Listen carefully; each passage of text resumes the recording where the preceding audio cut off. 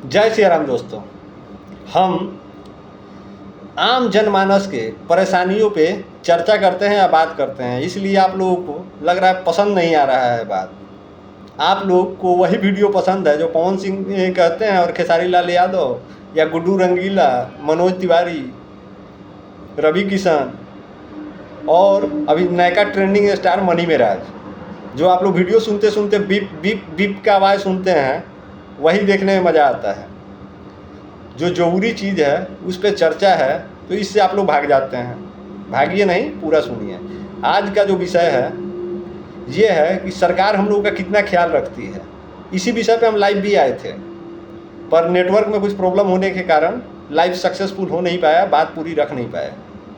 तो सरकार हमारा केयर कहाँ कहाँ करती है। सरकार हमारा केयर करती है रास्ते में, भले ही जाम है, वहाँ फ्लाईओवर बनना है, वो जरूरी नहीं है, पर जरूरी है अगर हमारे सर में हेलमेट नहीं है, पैर में जूता नहीं है, गाड़ी का पेपर है या नहीं है, ये भी महत्वपूर्ण नहीं है। इसकी जांच कभी भी हो सकती है। पर हेलमेट, गाड़ी में अगर आप बैठे हुए हैं तो सीट बेल्ट, बल्कि वही आप अगर ट्रेन में बैठे हुए हैं तो किसी सुरक्षा की ज़रूरत नहीं है। भेड़ बकरी की तरह ठूसे जाओ, कोई फर्क नहीं पड़ता है, वहाँ कोई चालान नहीं है, आप रेलवे का चालान नहीं काट सकते हैं। तो ये क्यों है, इतना सरकार हमारा ख्याल क्यों रखती है? इसका एक ही कारण है, हमारा ख्याल वहीं रखा जाता है जहाँ हमसे लूटा जा सके। अब अगर सर पे हेलमेट नहीं है तो 500-1000 रुपये आप दे दीजिएगा तो आपका ख्याल हो गया। सीट बेल्ट नहीं है तो वही सिस्टम है। सरकार हमारा ख्याल सिर्फ रखती है अपने ज़रूरत के हिसाब से। वही साइकिल वाले को सेफ्टी की कोई ज़रूरत नहीं है। अगर रोड पे एक्सीडेंट हो तो उनकी मौत नहीं होगी, सरकार को उससे कोई फर्क नहीं पड़ता है। उनकी सुरक्षा के लिए क्या करती है सरकार? बैलगाड़ी पे अगर आप सफ़र कर रहे हैं तो भी उन्हें कोई सुरक्षा का इंतजाम नहीं करना है। इंतजाम ये सब इसलिए है क्योंकि साइकिल वाले जब चल रहे हैं या बैलगाड़ी वाले चल रहे हैं, उनको पता है इन्हें रोकेंगे तो 10-20 रुपया 50 रुपया से ज़्यादा ये देंगे नहीं, बताइए पॉकेट में है नहीं। तो इसमें ढूंढा जाता है पैसे वाले पार्टी। ये गरीबों के लिए नहीं है, मिडिल वर्ग के लिए है। इसमें मिडिल वर्ग को लूटा जाता है।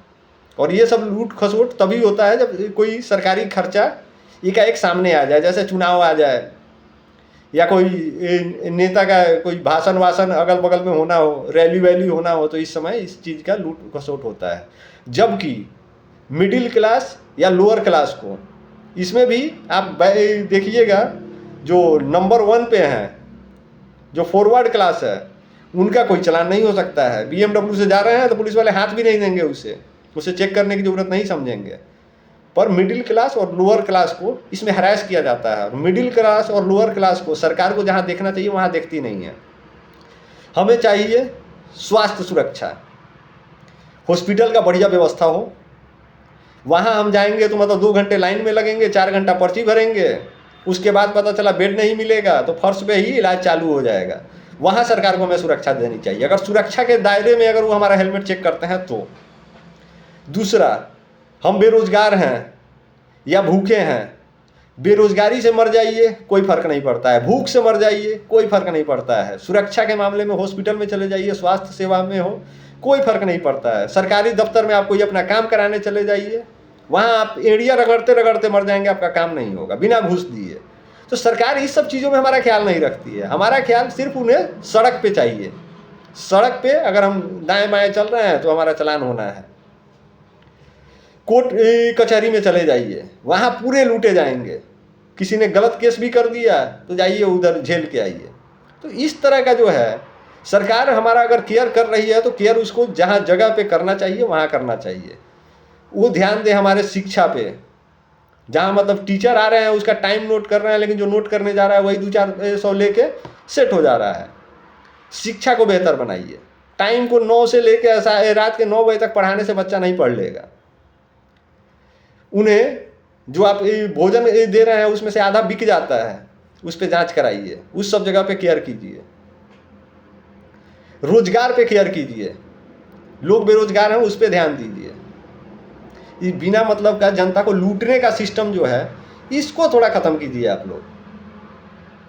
और हम लोग फिर भी उन जैसे नेताओं को और उन जैसे लोगों को अगर वोट दे रहे हैं तो हम जैसा बेवकूफ़ कौन है? आप लोग थोड़ा इस सब चीज़ों पे ध्यान दीजिए। आज देखिए मनीष कश्यप चुनाव लड़ने आए हैं, आते ही उनका पहला था कि 1 लाख लोगों को रोजगार देंगे जीतते ही पहले साल में। 30,000 बच्चियों को वो अपने स्तर से पढ़ाई करवाएंगे, उनका टोटल खर्चा वो बियर करेंगे। तो बाकी मान लीजिए मनीष कश्यप तो एक छोटा है जो निर्दलीय लड़ रहे हैं, कोई पार्टी भी टिकट नहीं दी है।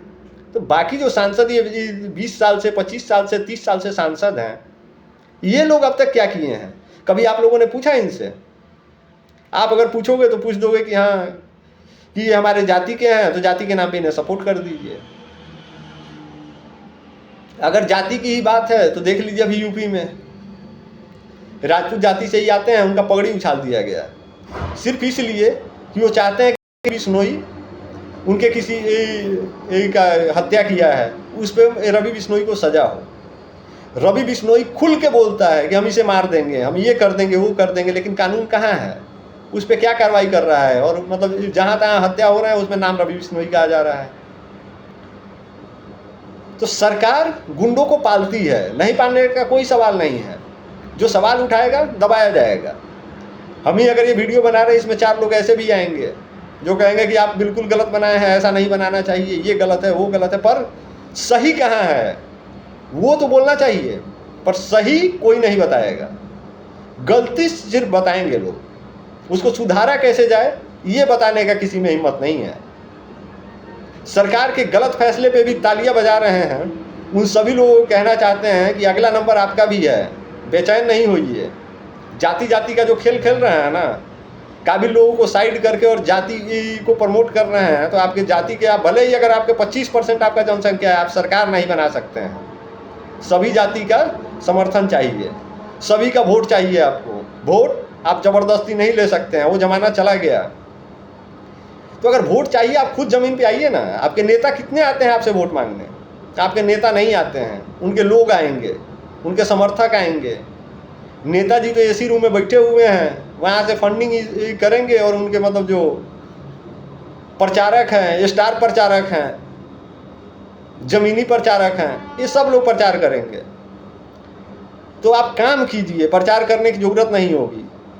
मनीष कश्यप कुछ नहीं किया है, फिर भी देखिए बिहार के लोगों के लिए जहाँ तहाँ जाके उनका आवाज़ उठाया। हो सकता है उसमें पैसा कमाना उनका मुख्य उद्देश्य रहा हो, पैसा कमाने के लिए ही वो किए। यूट्यूबर थे, यूट्यूब से पैसा आ रहा था। लेकिन ये आवाज़ आपके नेता भी तो उठा सकते हैं, वो भी कमा सकते हैं, लेकिन वो वहाँ से क्यों कमाएंगे? उन्हें तो घूस के नाम पे ही मोटा पैसा आ जा रहा है, और वही पैसा वो मीडिया वाले को पकड़ा देंगे। मीडिया वाला उनका चर्चा करता रहेगा, काम करने की जरूरत नहीं है, मीडिया वाला हो हल्ला कर देगा। तो ऐसे ना बनिए आप लोग। सरकार के गलत नीति पे सवाल उठाइए और वोट पार्टी और जाति देख के मत दीजिए। लगातार 5 या 7 दिनों से हम इसी का आग्रह कर रहे हैं आप लोगों से, और सिर्फ मनीष कश्यप के लिए नहीं बात कर रहे हैं। हर जिले में ऐसा प्रत्याशी है जो काबिल है, पर उसको पार्टी टिकट नहीं दी है। आप लोग जाति धर्म और पार्टी पॉलिटिक्स से ऊपर उठ के वैसे लोगों का समर्थन कीजिए। वो आपके पास आए या ना आए, आप उनके पास जाइए कि हाँ हम आपके साथ हैं, आप चुनाव लड़िए और हौसले के साथ लड़िए, हम लोग बिल्कुल आपका साथ देंगे। वो लोग जब जीतेंगे तो वो हमारे लिए काम करेंगे, समाज के लिए भी काम करेंगे, सामाजिक कार्य होगा। समाज में जाति की बात नहीं कर रहे हैं, सभी का काम होगा। अभी ले लीजिए यूपी में इतना सुव्यवस्था है, वहाँ पे किसी सिंह जी को किसी तिवारी जी से पुराना लफड़ा चल रहा था।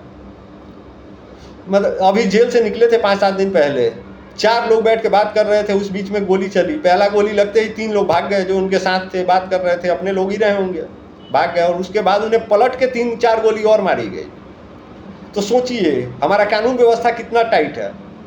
हेलमेट ढूंढ रहे हो, दारू ढूंढ रहे हो, बिन एक काम का चीज़ जहाँ पैसा मिल रहा है, अरे अपराधियों को पकड़ो ना भाई। अपराधी तो खुलेआम घूम रहे हैं, हर जगह तांडव मचा रहे हैं, लेकिन आप लोग ढूंढोगे कैसे? सत्ता आपकी है, आप तो अपराधियों को ही टिकट दे देते हो ताकि ये आप जीत के आ जाओ, आपको सत्ता मिल जाए, कुर्सी मिल जाए। अरे कभी मनीष कश्यप जैसे लोगों को भी तो टिकट दे दो, लेकिन उन्हें टिकट देने में आपकी फट के हाथ में आ जाएगी, क्योंकि वो तो सवाल पूछने वाले लोग हैं। चलिए, नेता डर जाते हैं, वो समझ में आता है। जनता क्यों डर रही है? जनता को तो सही लोगों को वोट देना चाहिए। बीजेपी, जदयू, राजद, कांग्रेस, सबको आप लोगों ने जाति के और धर्म के हिसाब से बांट रखा है। उनका प्रत्याशी आएगा, आंख बंद करके आप उनके प्रत्याशी को वोट दे देंगे। अरे कभी ये तो देखो, आपके समाज का कौन है ऐसा बढ़िया नेता जो मतलब आएगा तो आपका कष्ट दूर करेगा, आपकी बात करेगा, आपके लिए रोजी रोजगार का व्यवस्था करेगा। चंपारण में ऐसा एक नेताजी आए थे, ब्रावो फाउंडेशन के CMD हैं राकेश पांडे जी, लोगों का मदद दिल खोल के कर रहे थे, लेकिन कभी पार्टी या हम लोग उनके पास नहीं गए होंगे कि पांडे जी आप यहाँ से चुनाव लड़िए, हम लोग आपके साथ हैं, आप अच्छा काम कर रहे हैं, अभी आप नहीं हैं किसी सरकारी पद पे और इस लूट खसोट वाले डिपार्टमेंट में, फिर भी आप जनता का इतना सेवा कर रहे हैं। अगर आप यहाँ से सांसद हो जाएंगे तो और बढ़िया कर सकते हैं, चंपारण के भविष्य के लिए बढ़िया होगा। पूर्वी चंपारण की बात कर रहे हैं, पश्चिमी चंपारण से मनीष कश्यप हैं और लायक आदमी हैं। आप लोग अभी भी अगर हमारे बात को समझ रहे हैं तो आप लोगों से विशेष आग्रह है कि हेलमेट और सीट बेल्ट और जूता चप्पल के नाम पे लुटाने से बढ़िया है वैसे लोगों को चुन के भेजिए, फालतू का लुटाना बंद हो जाइएगा। अच्छा लगा तो शेयर कर दीजिएगा, बातें तो फिर होती रहेगी। और आप लोगों से विशेष एक अनुरोध है, आप लोग चैनल को अगर लाइक नहीं किए हैं तो लाइक कीजिए, फॉलो कीजिए, और यूट्यूब पे अगर देख रहे हैं तो सब्सक्राइब कीजिए, ताकि हमारी बात आप लोगों तक और उन जैसे नेताओं तक भी पहुँचे। फर्क पैसे के लिए नहीं, मतलब आवाज़ मजबूती से पहुंचना चाहिए और हर जनता तक पहुंचनी चाहिए। और ये बीप बीप वाले लोगों का गाना बजाना और फालतू का चीज़ जो देखते हैं उस जगह पे अपने लोगों को समर्थन किया कीजिए, वो आपके हक की बात करेंगे। अगर हम आपके लिए कुछ कर नहीं सकते हैं तो आपके लिए बात तो कर ही सकते हैं। इसलिए आप लोग थोड़ा ध्यान दीजिए, सपोर्ट कीजिए। जय सिया राम।